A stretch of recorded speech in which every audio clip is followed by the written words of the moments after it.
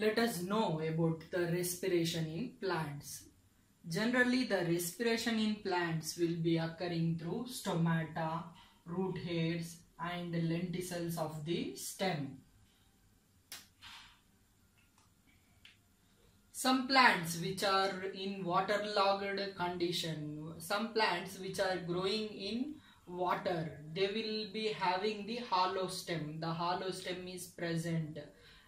Hollow stem is present, and this hollow stem will be holding the air spaces, and from this hollow stem the air will be diffusing into the roots. Generally, if the plants grow in waterlogged area, they cannot survive for more time. The roots will rot and the plant will be dying. But some plants like mangroves, in some plants like mangroves,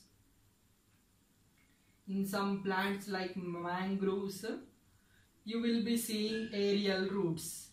Aerial roots, these roots will be, if you think this is a mangrove plant, this is water. If this is water, the roots will be growing aerially. The roots will grow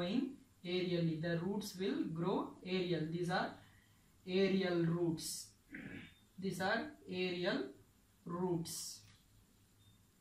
And through these aerial roots, the gaseous exchange will be happening.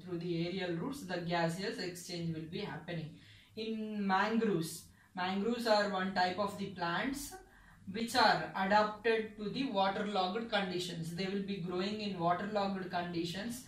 As they grow in waterlogged conditions, the roots cannot respire. In order to respire, these mangroves will be growing the roots, aerial roots. Aerial roots will be growing into air. It will be growing into the air, and through these aerial roots, the gaseous exchange will be happening. In the mangrove plants. These are some type of respiratory methods which are followed by mangrove plant. And let us know about the respiration. How the respiration is happening through stomata, let us know. Before going to know about the respiration because of the stomata, let us know the transverse section of the leaf. This is the transverse section of the leaf which has upper epidermis, and here group of cells which are compactly arranged. These are palisade parenchyma, and here group of cells which are loosely arranged. These are spongy parenchyma. Below that spongy parenchyma, you will be seeing the lower epidermis, and on the lower epidermis, you will be seeing the stomata. With this stomata only, the gaseous exchange will be happening. Air is present outside. Inside, in air, oxygen is present and carbon dioxide is present. This oxygen will be entering into this leaf. It will enter into the leaf with the help of stomata, and this oxygen reaches a place called airspace. It will be reaching the airspace. This airspace is having the moisture, means water quantity is present. This oxygen will be dissolving in this airspace. From here, the oxygen will be entering into the cells. Neighboring cells it will be entering. Once the oxygen from the airspace entering into the cells, again the oxygen from the outside will be entering into this airspace. Here the concentration of the oxygen will be increasing, but in cells there are no oxygen. So oxygen from high concentration will be entering into the low concentration.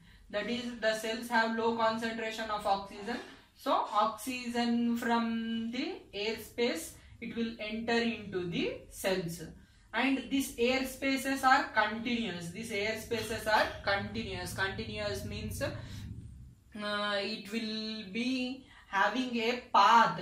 It will have a continuous path in the leaf. It will be having a continuous path in the leaf, and this air space will be having the moisture, and because of this moisture only, the oxygen will be dissolving in that moisture.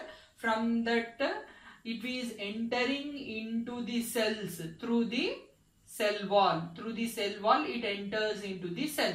Inside the oxygen will be breaking the food materials. It will be breaking the food materials. After breaking the food materials, carbon dioxide is released, water is released, and energy is released.